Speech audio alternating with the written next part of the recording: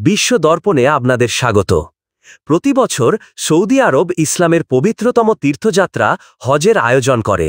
সারা বিশ্ব থেকে লক্ষ লক্ষ মুসলিম হজ পালনের জন্য সৌদি আরবের পবিত্র শহর মক্কায় সমবেত হন।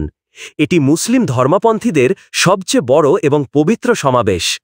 এই বছরও তার ব্যতিক্রম ছিল না।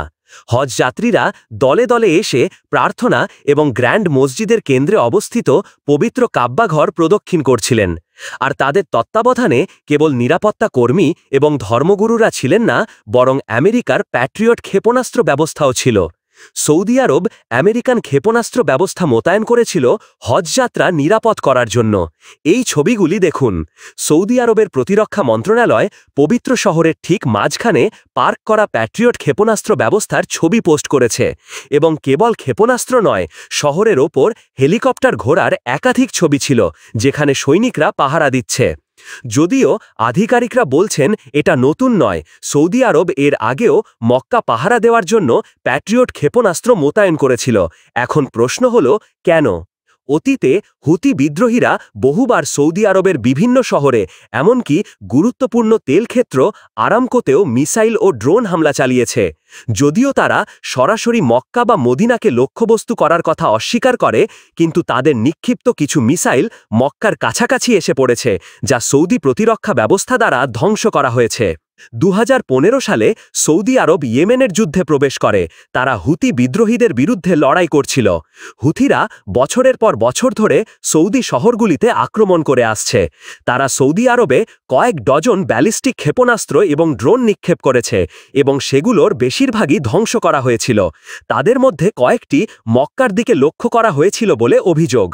রিপোর্টে উল্লেখ ছিল 2016 সালে একটি ক্ষেপণাস্ত্র পবিত্র শহরের দিকে উড়ে আসছিল, যেটিকে আকাশে ধ্বংস করা হয়েছিল, এবং হুথিরা তা অস্বীকার করেছে।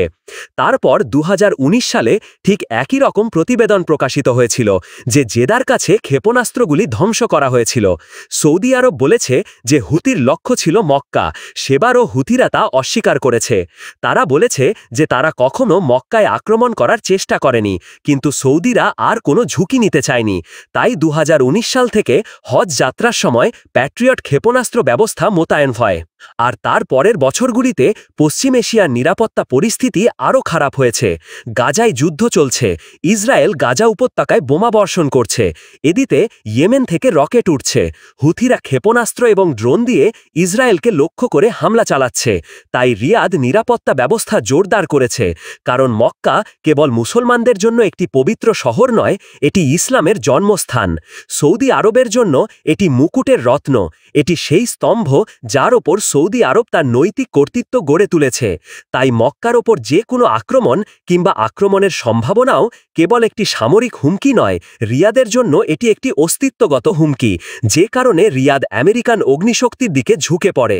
প্রকৃতপক্ষে পশ্চিম এশিয়ার প্রথম দেশ ছিল সৌদি আরব, যে প্যাট্রিয়ট ক্ষেপণাস্ত্র ব্যবস্থা কিনেছিল।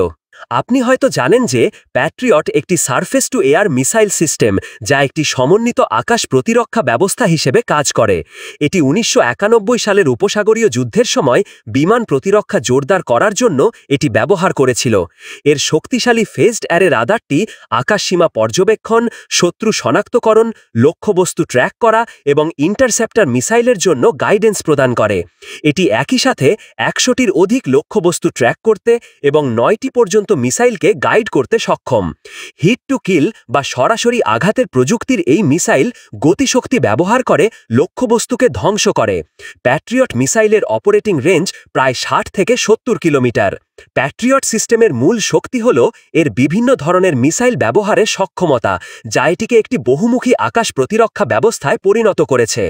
এটি আকাশে শত্রুর ক্ষেপণাস্ত্র শনাক্ত, ট্র্যাক এবং ভূপাতিত করার জন্য বিশেষভাবে তৈরি। সৌদি আরব হজের সময় সমস্ত ব্যবস্থা গ্রহণ করেছে।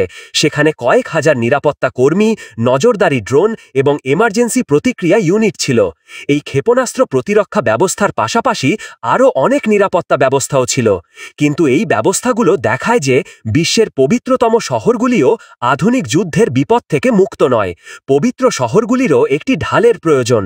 মক্কায় প্যাট্রিয়ট ক্ষেপণাস্ত্রের উপস্থিতি একদিকে যেমন সৌদি আরবের মিলিটারি সামর্থ্যের প্রমাণ দেয়, তেমনি এটি আধুনিক মধ্যপ্রাচ্যের এক জটিল বাস্তবতার প্রতিচ্ছবি, যেখানে ধর্মীয় পবিত্রতাও ভূ-রাজনৈতিক উত্তেজনার ছায়া থেকে মুক্ত নয়।